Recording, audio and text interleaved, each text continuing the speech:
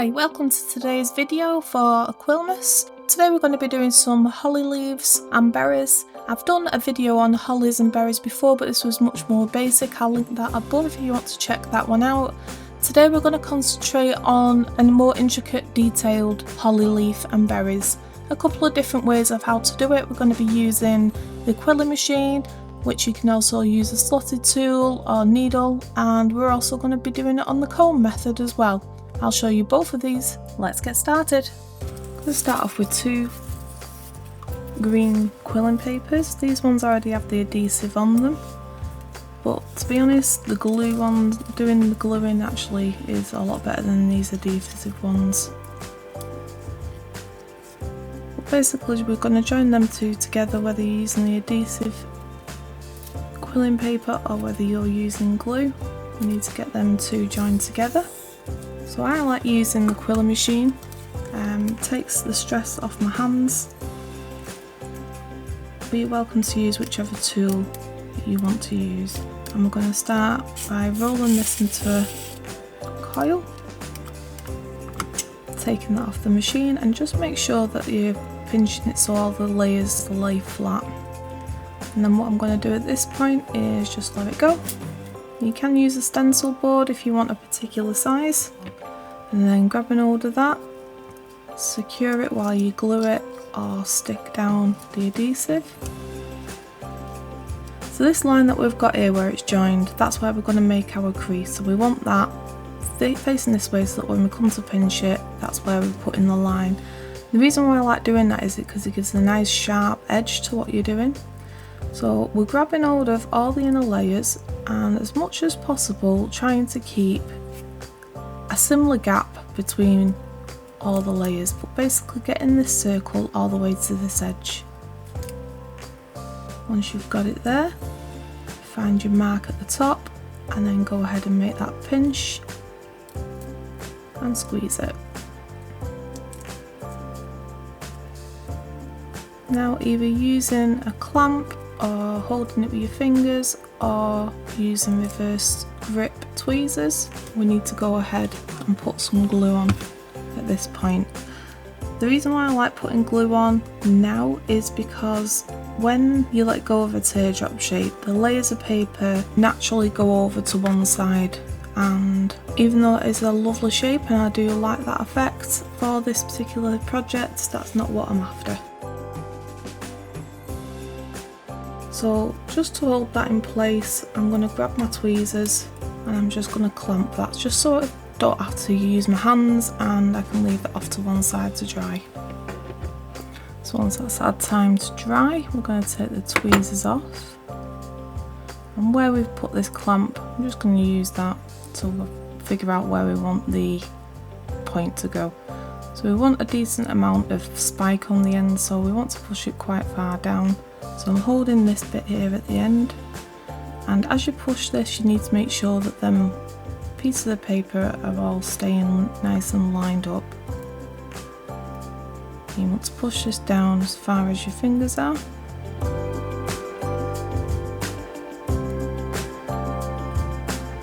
Once you get to that point, you can go to the edges and just flatten them out.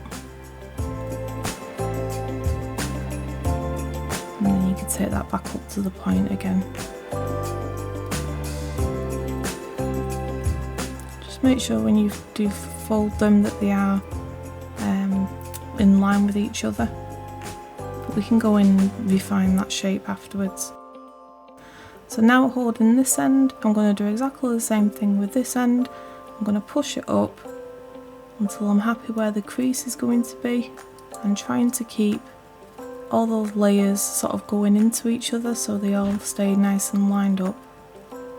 So keep pushing it till you get to a point where you're happy. Then make your creases.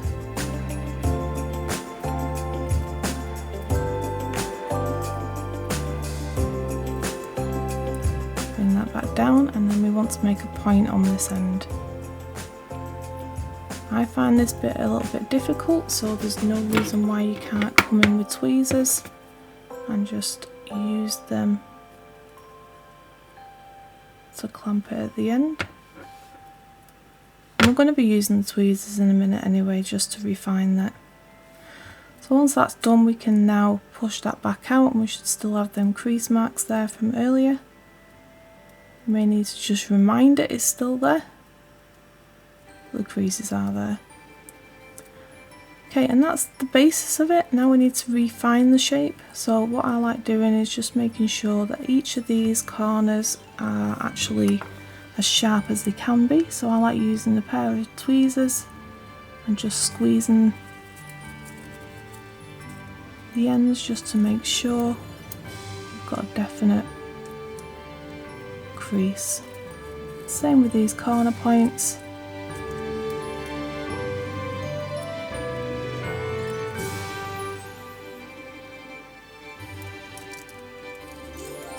And just make sure that when you're doing this that your lines are horizontal.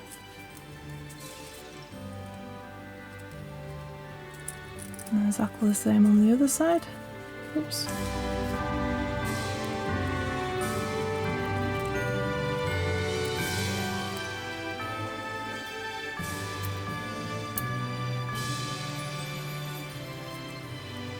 And then the top and the bottom, you want to make this curved edge actually go in a bit more. So we're just going to go in. You can use your nail or a needle or whatever it is that you want to use, just to make sure that bit on both sides is rounded. And then exactly the same thing on the opposite end. You just want to push that in to make it rounded. That'll define the sharp bits a bit better and also give that curved look that the holly leaf has.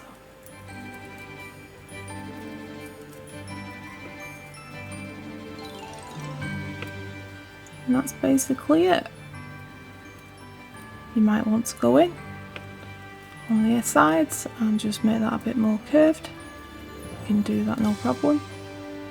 And I found with quilling, especially weird shapes, there is quite a bit of manipulation. It's not just you know, go ahead and make this way. You do have to adjust things once you've finished. And you know, I might go in here a couple of times and just refine parts of it until I'm completely happy with it. But that's the basic idea of this quilling technique of the holly. Then you can either go on the back and put a layer of glue on there, or if you're sticking it to an ornament, which is probably what you're going to do, then you're able to stick it down as you would do on any other card.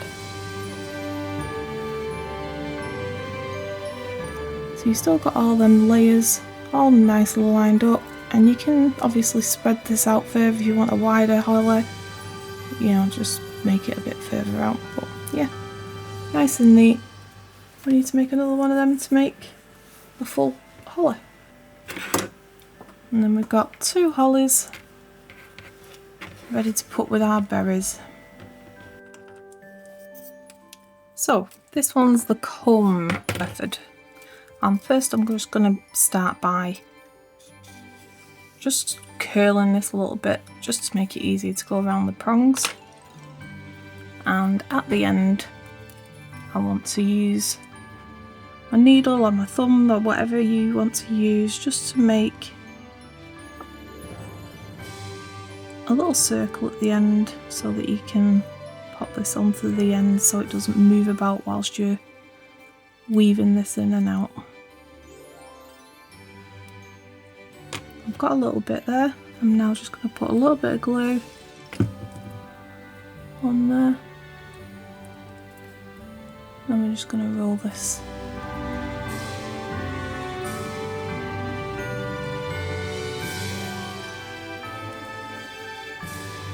Make sure it's nice and straight, because this is going to be your starting point, and if this is off centre, then make the best of your project off centre.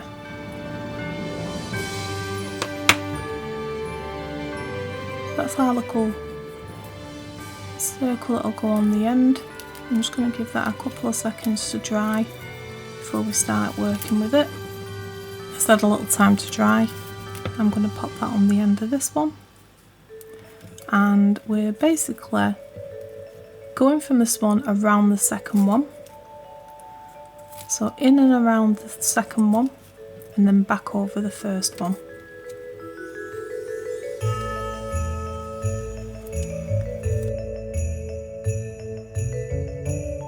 But a little bit of glue on the end, don't need much at all, and then just make sure that's lined up as you turn it round.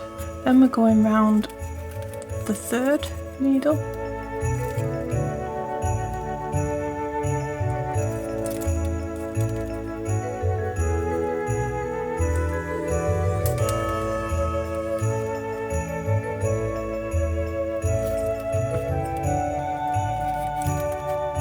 then the fourth, and back over to the first, glue, back to the first,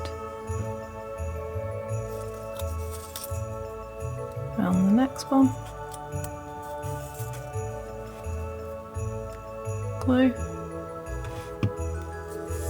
back to the first, and just keeping it lined up as much as possible as you go along. Through the next one,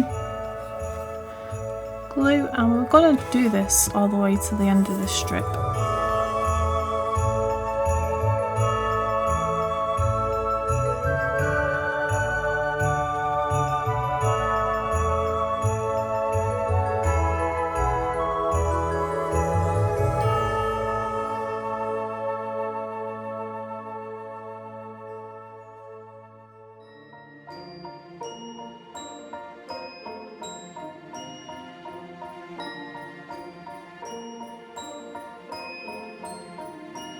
So I want to get to this point again.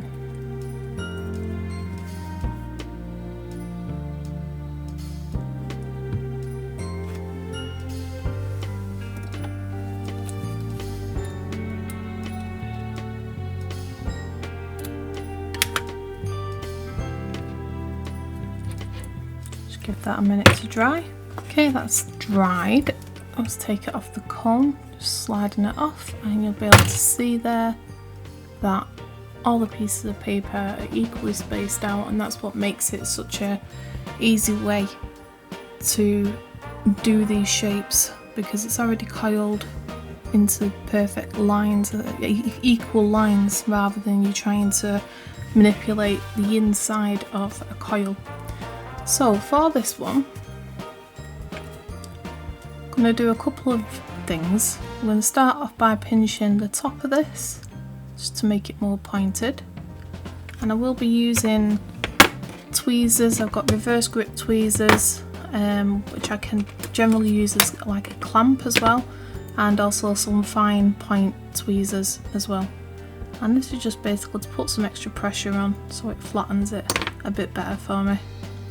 Okay, we need to decide where on this we want the points, because we want the points equal, and I found if I started at the bottom I wasn't actually getting the space that I wanted for it, so I'm actually going to start at the top this time.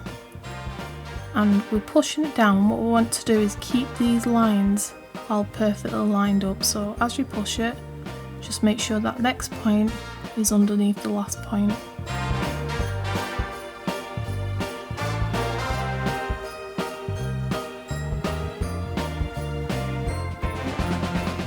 Get to that area, we can then pinch these ends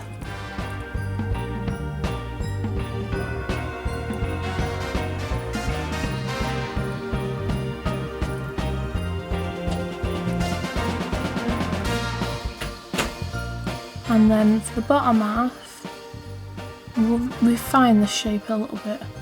So the bottom half we need to do the same but push upwards and make our points.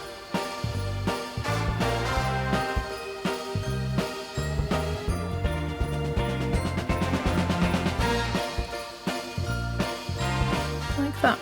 And as you're doing this, you need to make sure that this is going inwards so that we can get that curve shape as well. And then again at the bottom, I'm going to use these tweezers because they clamp for me. I'm just going to push them together just to make that a little bit more pointed.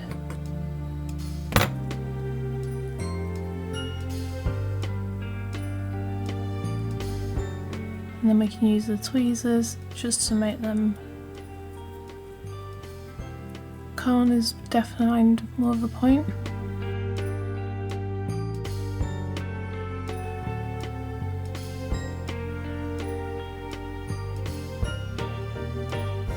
So I think about there is good. And we're just folding over and making our crease. And then again at the top, just making sure we've got them curves in there. And we push this back up. That's the easiest way I've found to do a hollow and also keep the inside as neat as possible. I have done some others that have actually turned out better than this. Seems that when I come to actually film things, it doesn't go as well. If you find that some of your lines are not straight, they're too straight and you want an actual curve, use what tools you have to put that curve in them. That's what tools are for.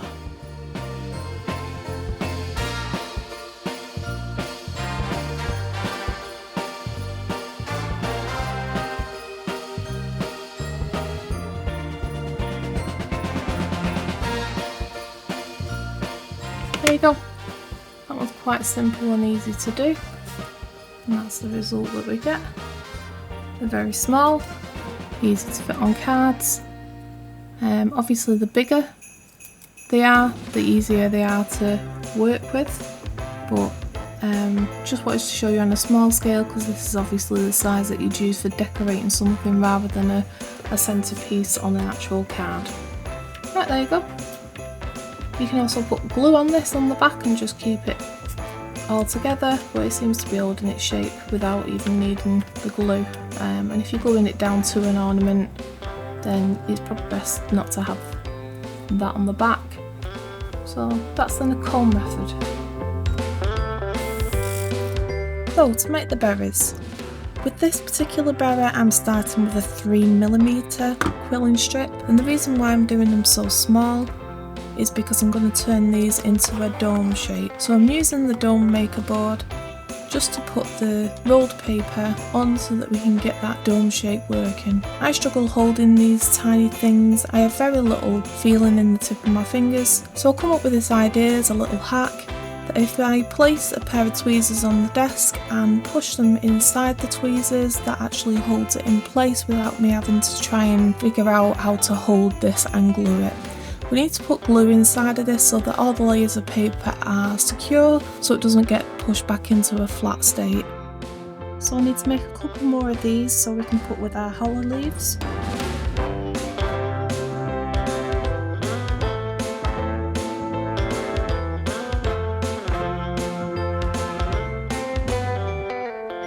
Right, let's start putting this together. I'm going to put a small amount of glue on the edge of the holly leaf.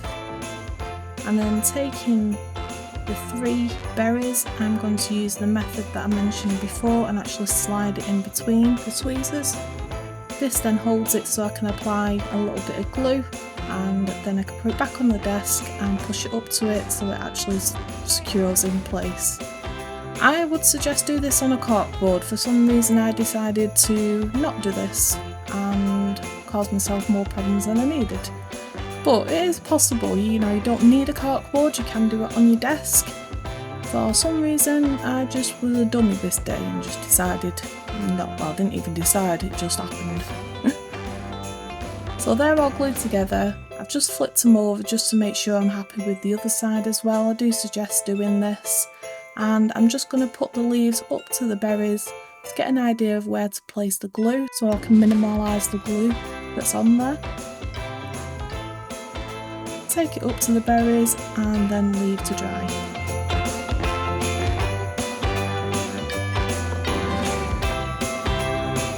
So for these berries, what I'm going to do is keep it quite simple because these leaves are pretty small.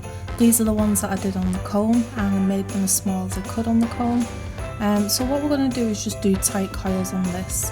So rolled 3 tight coils Again, using the same technique with the tweezers and pushing them towards each other so that I can glue those in place. It just takes that difficulty of tiny little berries not being able to pick them up. Now they're all stuck together, we can attach them to the leaves, just making sure I've got the right amount of glue on there, just so it catches on both sides without having excess glue. I went ahead and made another one, so let's have a look at them now they're dry. I hope you've enjoyed this video. Please give it a thumbs up, and if you like this kind of content, come back and see the rest of the 12 Days of Quillmas by clicking that subscribe button and also ringing that bell. That'll notify you of when the next one's coming up. I'll see you all in the next one, guys. Bye!